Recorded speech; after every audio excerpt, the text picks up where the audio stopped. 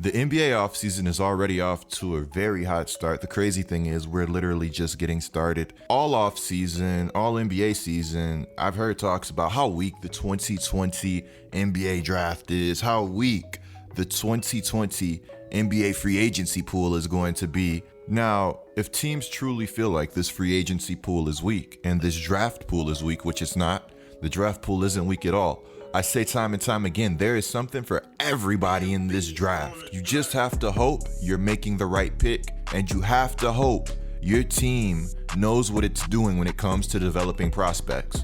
Now back to the NBA free agency pool.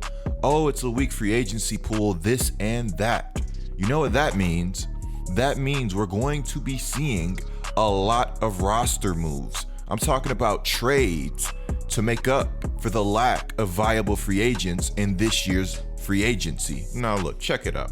I'm not going to pretend like I just said some mind-blowing stuff, but it's something that's very relevant to this entire video. As a matter of fact, it's relevant to the entire landscape of the NBA. Now, I'm not going to say we're going to see nothing but blockbusters, but hey, there's a chance we may see quite a few major moves from teams that are looking to get better, teams that are looking to rebuild, and teams that are trying to find that guy, that cornerstone that they can build around. Now, I've seen the Lakers linked to a lot of solid players, one of those being Serge Ibaka, but he's somebody that's going to command a lot in this free agency market. The Lakers know this free agency market isn't crazy, so I have to commend this team for thinking in advance and going out and making moves. We hear all this talk about big market this, big market that, but if your team does not have competent management, it might not matter where you play. Subscribe right now. You will not want to miss another Get Like Coop video.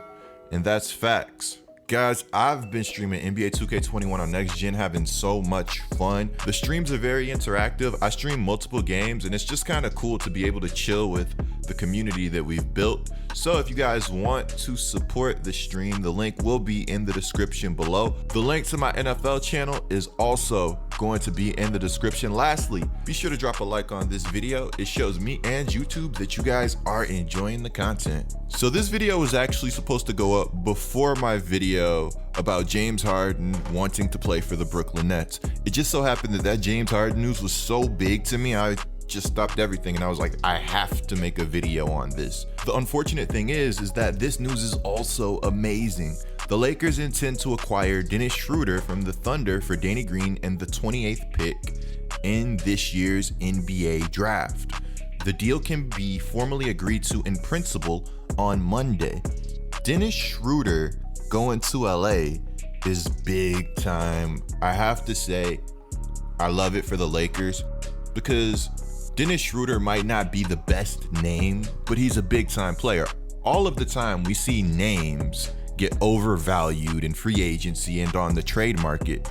Schroder brings things to this Los Angeles Lakers team that help them not only in the short term, but also the long term.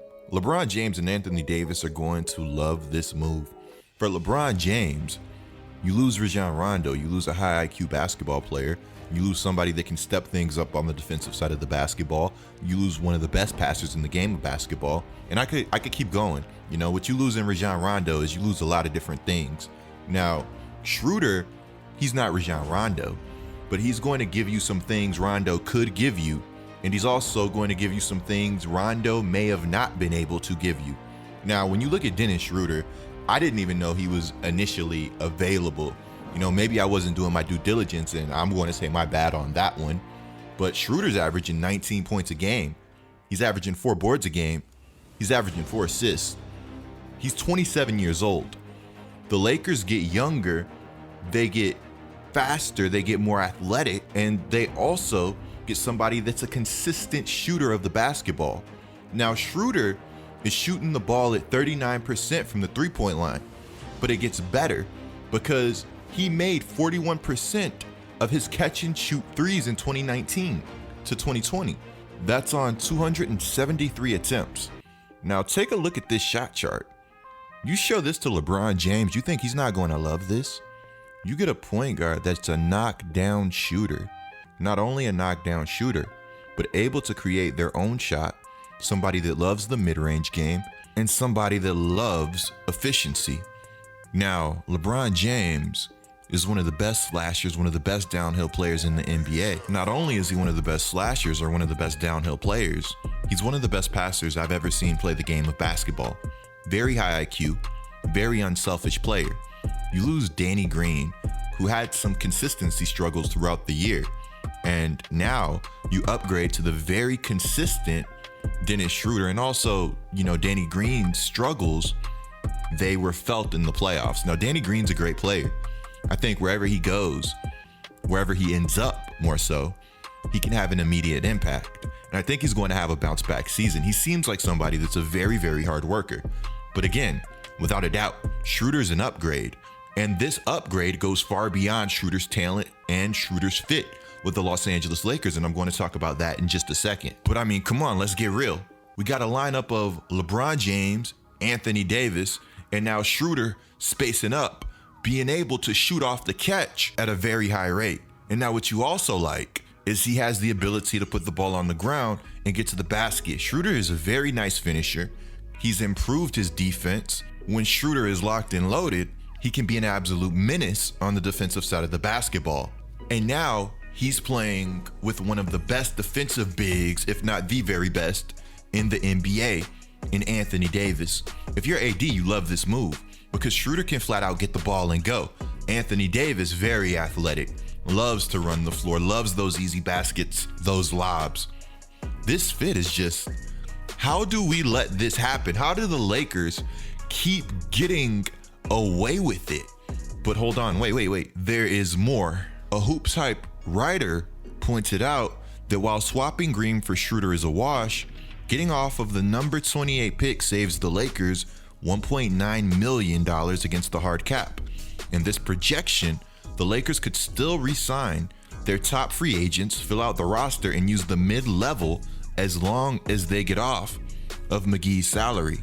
So you're telling me the Lakers still have their full mid-level exception to go out and be active buyers in the free agent market, but they also have the ability to bring back some guys that could be big for them going forward. Now, a lot of people view this move as, oh, Rondo is gone. Well, no, Rondo may return, if not this year, who knows, maybe he returns in the future. But what Schroder gives you is the ability to be comfortable if Rondo doesn't return. A lot of people are talking about Schroder as a sixth man, and yes, the Lakers could use a scoring punch off the bench and a consistent third option. Now, also, I didn't even mention that. This is the consistent third option the Lakers have been looking for. But me personally, I wouldn't mind starting Schroder. He's averaging 19 points a game. He's playing 31 minutes a game. Let's get more out of you. You're in Los Angeles now. You're coming off of one of your most efficient seasons. Now, we don't want to change your game and change who you are necessarily, but maybe we try you out as a starter just to see what it looks like. I can easily see Schroder pushing 20 plus points per game, especially seeing as he's never played with anybody as dominant as LeBron James. Playing with LeBron James makes everybody's lives easier. The attention he grabs is on another level. Here's the thing that really gets me. LA hasn't dealt Kyle Kuzma yet. So say you want to use Kyle Kuzma in a package to go out and try to become even better, you can. You still have some assets on that roster to continue to improve going forward. Now, I like Kyle Kuzma. I thought his defense in the playoffs was really good. I thought he had some good off-ball movement. He improved his three-point shooting. I think he's a valuable asset to the Lakers. Or if the Lakers want to trade him, whatever team that gets Kyle Kuzma, I think they're really going to like him. Players like him are not as common as a lot of people think. Now, for the Lakers fans that are frustrated that they did lose Danny Green, don't worry. The Lakers are already looking to try to go out and get Wesley Matthews, great role player that played with the Milwaukee Bucks this past season. Fills a lot of different holes, gives you somebody with some defensive versatility that could also defend wing players. The Lakers are making moves. Matthews, Ibaka would be phenomenal gets. Clicking the video on the screen right now is a great way to support the channel. I'm Get Like Coop, bringing you guys the scoop. Until the next video.